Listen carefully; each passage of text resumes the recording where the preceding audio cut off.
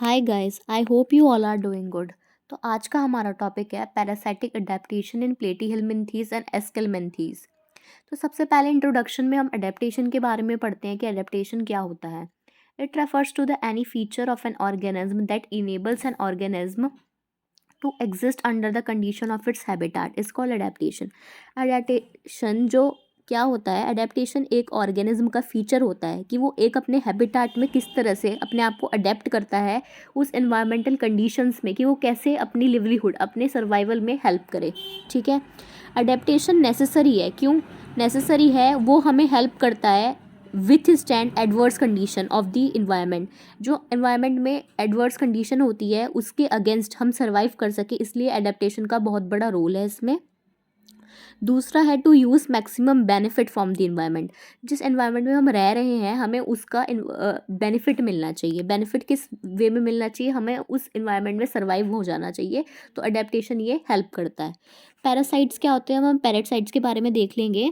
Parasite एक organism है जो लिव इन और ऑन। ठीक है, अगर इन है तो एंडोपैरासाइट होगा, अगर ऑन है तो एक्टोपैरासाइट होगा। जो किसी ऑर्गेनिज्म के अंदर रहते हैं या ऊपर रहते हैं उनसे अपना बेनिफिट्स डिराइव करते हैं। ठीक है, बेनिफिट्स लेते हैं, न्यूट्रिशन लेते हैं और शेल्टर लेते हैं। ठीक है, पैरासाइट्स क्या करते हैं? अलग अलग तरीके के अडेप्टेशंस करते हैं ताकि वो सर्वाइव कर सकें होस्ट की बॉडी के अंदर और उनसे बेनिफिट्स ले सकें। ठीक है, आपके इंट्रोडक्शन में इतना ही था। अब हम मेन टॉपिक पे आते हैं। अब हम स्टार्टिंग करते हैं पैरासाइटिक अडेप्टेशंस। इनको भी 3 पार्ट्स में डिवाइड करा गया है। स्ट्रक्चरल अडेप्टेशन, स्ट्रक्चर में मॉर्फोलॉजिकल और एनाटॉमिकल दोनों आता है। फिर आता है फिजियोलॉजिकल अडेप्टेशन, फिर उसके बाद आता है रिप्रोडक्टिव अडेप्टेशन। सबसे पहले हम बात करते हैं स्ट्रक्चरल अडेप्टेशन की। स्ट्रक्चरल से आपको समझ में आ गया होगा कि structural is related to structure.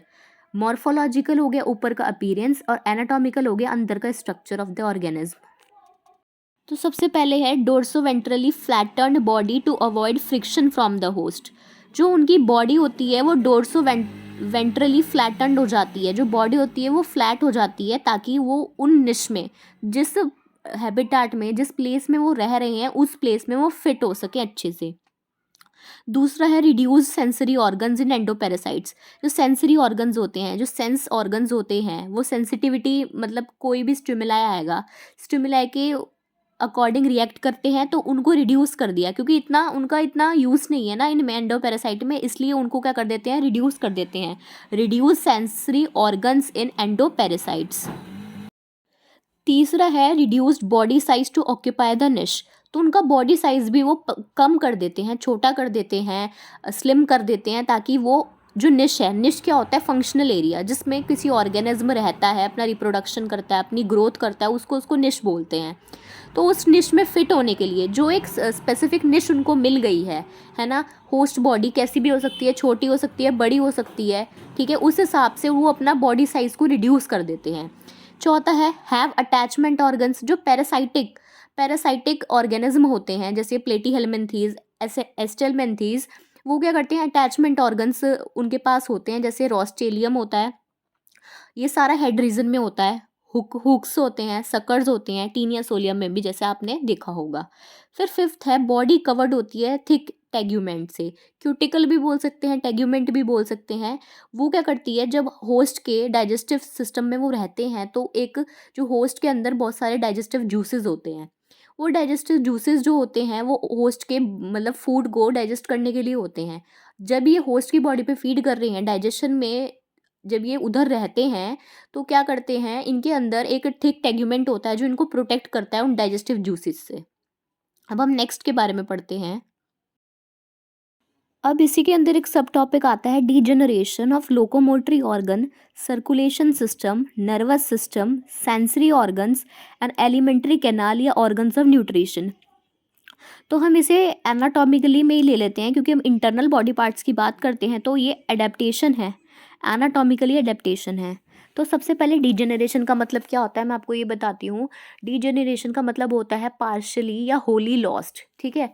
तो क्या करते हैं एंडोपेरासाइट, क्या करते हैं सिंप्लीफिकेशन करते हैं अपनी बॉडी का, ठीक है। बहुत सारे जो ऑर्गन्स होते हैं उनको सिंप्लीफाई करते हैं, किसी को डीजेनरेट करते हैं ताकि वो अपनी होस्ट के अंदर अच्छे से अडेप्ट हो सके, है ना। तो सबसे पहला आता है लोकोमोटरी ऑर्गन्स का भी डीजेनरेशन होता है। Habitats such as places in the host body where sufficient food is available without efforts, no need of movement or protect them from enemies. Locomotory organs are absent in parasitic form, but free living contains locomotory organs. जैसे example है miracidium, free living larva possesses cilia and tail for locomotion. जो habitats होता है जैसे habitat कौन सा habitat, हम parasite की बात करें तो पैरासाइट में हैबिटाट हो गया होस्ट की बॉडी, है ना।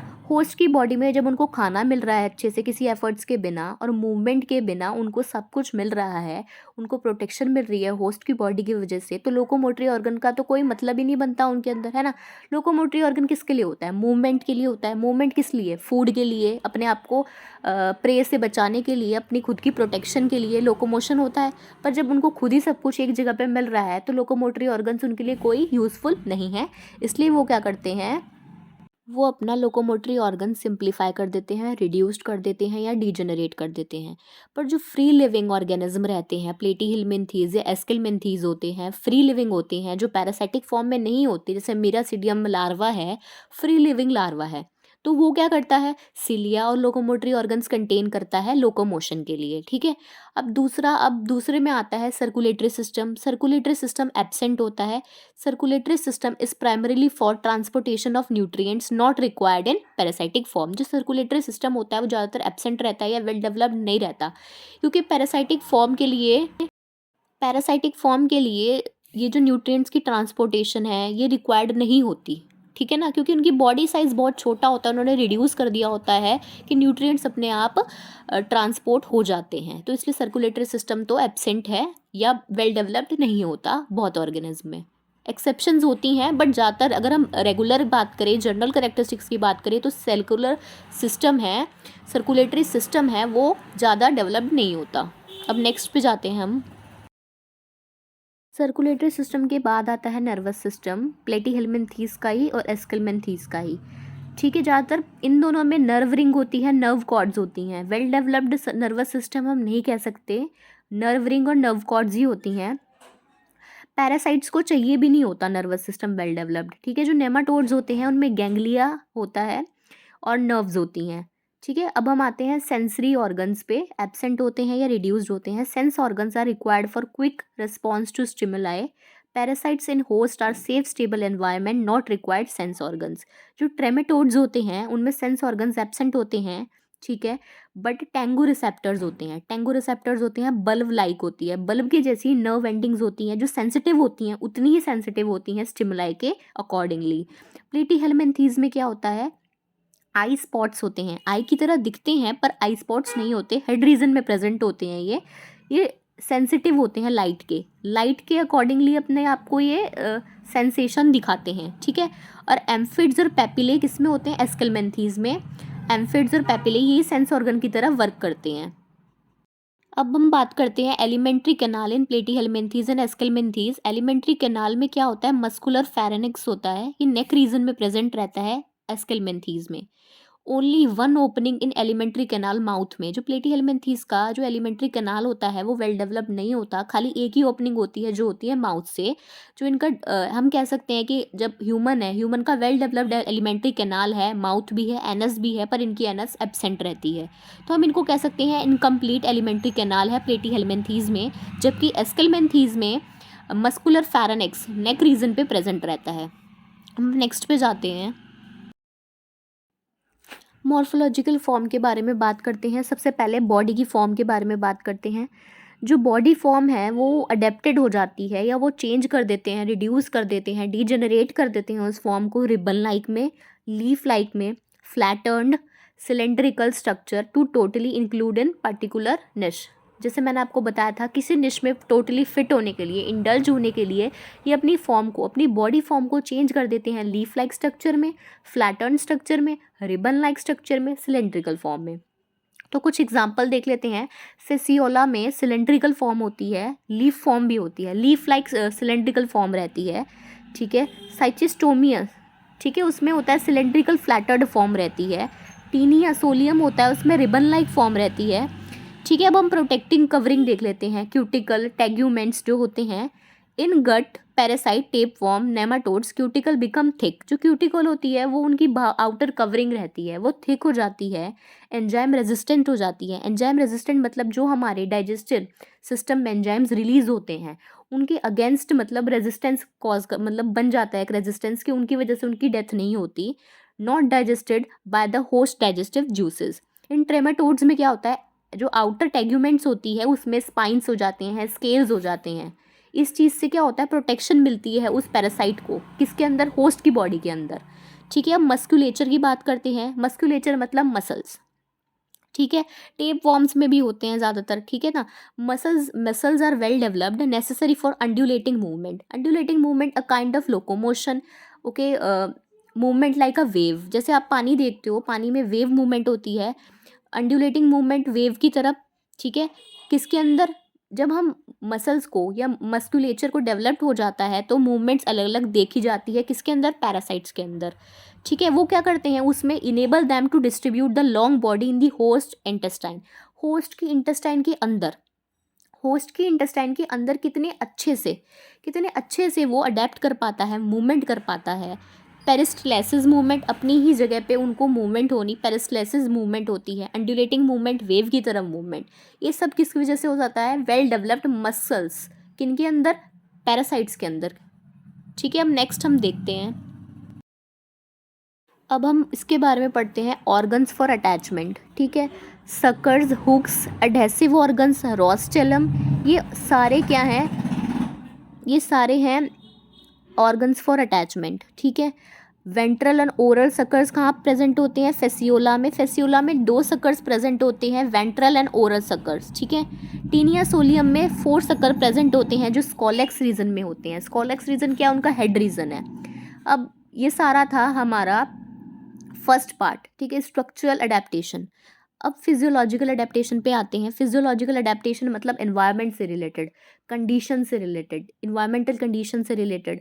तो सबसे पहले हम बात करते हैं कि जब हमारी इंटेस्टाइन में या हमारे बॉडी के अंदर जब ऑक्सीजन प्रेजेंट नहीं होती तो क्या करते हैं पैरासाइट अपने आप को अडेप्ट कर लेते हैं एनाएरोबिक रेस्पिरेशन के लिए, ठीक है। जब in the absence of oxygen parasite have developed a system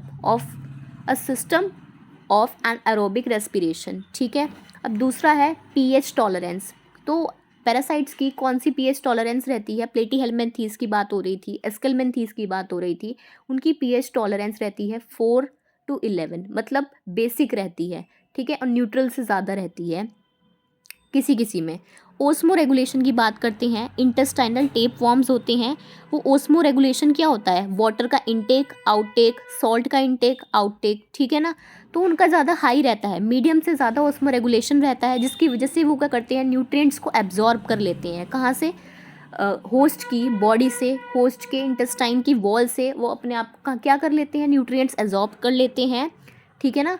क्यों, क्योंकि उनके पास वेल डेवलप्ड एलिमेंट्री कैनाल नहीं है। जैसे मैंने आपको बताया था उनके पास वेल डेवलप्ड एलिमेंट्री कैनाल नहीं है, पर किसी किसी में मस्कुलर फेरेंक्स है, पर वेल डेवलप्ड एलिमेंट्री कैनाल नहीं है। इस वजह से ओस्मो रेगुलेशन का प्रोसेस बहुत अच्छी तरह से ये परफॉर्म करते हैं, ठीक है। अब आता है नियोटेनी का मतलब होता है जो लार्वा है रिप्रोडक्शन करेगा। लार्वा एडल्ट होने से पहले ही रिप्रोडक्शन करके अपनी प्रोजेनी फॉर्म कर देगा, ठीक है। ये हम रिप्रोडक्टिव अडेप्टेशंस में भी लिख सकते हैं। Neoteny, sorry for all the background voices guys, और नियोटेनी एक्सप्लेन कर देती हूँ। नियोटेनी क्या होती है, जो लार्वा होता है बिना एडल्ट के, मतलब लार्वे को डेवलप होने में टाइम लगता है, तो वो बिना एडल्ट की फॉर्मेशन के ही अपने आप की ग्रोथ के अलावा ही वो क्या करता है, रिप्रोडक्शन करता है और अपने ऑफस्प्रिंग को प्रोड्यूस करता है, ठीक है। वो किस वजह से होता है, एनवायरनमेंट से रिलेटेड ही होता है। अगर ऑर्गेनिज्म को अपनी ग्रोथ चाहिए, रिप्रोडक्शन चाहिए, तो फिजियोलॉजिकल अडेप्टेशन ये करता है। अब अगला आता है प्रोड्यूस हाइड्रोलाइटिक एंजाइम, ठीक है। हाइड्रोलाइटिक एंजाइम क्या करते हैं, हमारे होस्ट के टिश्यू को डाइजेस्ट कर देते हैं, जिसकी वजह से होस्ट के अंदर अल्सर्स जो उनके, आपने देखा होगा जब भी कोई डिसीज़ कॉज करते हैं स्टोमक के अंदर अल्सर भी कॉज हो जाते हैं। तो क्यों? क्योंकि ये हाइड्रोलाइटिक एंजाइम्स होते हैं जो उनकी बॉडी को, मतलब होस्ट की बॉडी को बहुत इम्पैक्ट पहुंचाते हैं। और इन पैरासाइट को क्या हेल्प करते हैं वो हाइड्रोलाइटिक एंजाइम, उनके फूड को क्या कर देते हैं, सेमी डाइजेस्टिव फॉर्म में कर देते हैं, ताकि जो पैरासाइट है उस फूड को इनगल्फ कर सके। ठीक है, अब नेक्स्ट पे आते हैं हम रिप्रोडक्टिव अडेप्टेशंस पे, जो हमारा लास्ट टॉपिक रहेगा। अब गाइज हम शॉर्ट फॉर्म में देखते हैं जल्दी जल्दी। ठीक है, तो मैंने पॉइंट्स लिखे हुए हैं कुछ इसी के अंदर, साइकोलॉजी फिजियोलॉजिकल अडेप्टेशन के अंदर ही मैंने कुछ पॉइंट्स लिखे हुए हैं कि जैसे थिक क्यूटिकल होती है, टेग्यूमेंट्स जैसे मैंने आपको बताया, रेजिस्टेंस टू टॉक्सिन या डाइजेस्टिव जूसेस, उनके अगेंस्ट रेजिस्टेंस होती है इनकी। ठीक है, जो इम्यूनोलॉजिकल रिएक्शन होस्ट के होते हैं, हमारी बॉडी के अंदर कोई भी सेल या कोई भी ऑर्गेनिज्म आता है तो हमारी बॉडी उसके अगेंस्ट, ठीक है, कोई भी फॉरेन पार्टिकल अगर हमारी बॉडी के अंदर आता है उसके अगेंस्ट हमारी बॉडी इम्यूनोलॉजिकल रिएक्शंस करती है। ठीक है ना।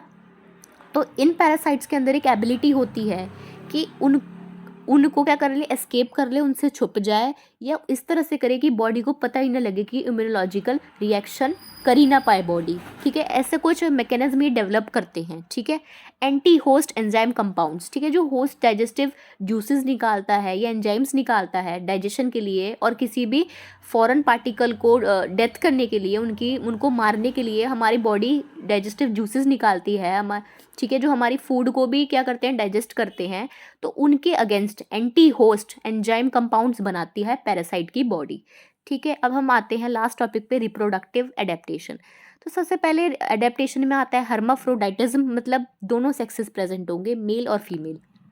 ठीक है, हर्माफ्रोडाइटिज्म का मतलब दोनों सेक्सेस प्रेजेंट रहेंगे एक ही बॉडी के अंदर। ठीक है, एक्सेप्शन है साइटोसोमा। ठीक है, अब दूसरा देखते हैं, both self and cross fertilization is adapted. ठीक है, जो पैरासाइट्स हैं उसके अंदर दोनों सेल्फ एंड क्रॉस फर्टिलाइजेशन पाया जाता है, देखा जाता है।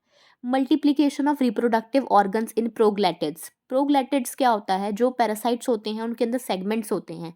ठीक है, जो रिप्रोडक्टिव ऑर्गन्स होते हैं उनकी मल्टीप्लिकेशन होती है, किसकी क्या ज़रूरत है उस टाइम पे, उस हिसाब से क्या होती है, मल्टीप्लिकेशन होती है। जैसे एग्स के लिए यूट्रस की ज़रूरत है तो प्रोग्लैटिड्स होते हैं, उनकी बार बार सेगमेंट की बार बार डिवीज़न होगी, जिसकी वजह से क्या होगा, यूट्रस की फॉर्मेशन कर देंगे वो।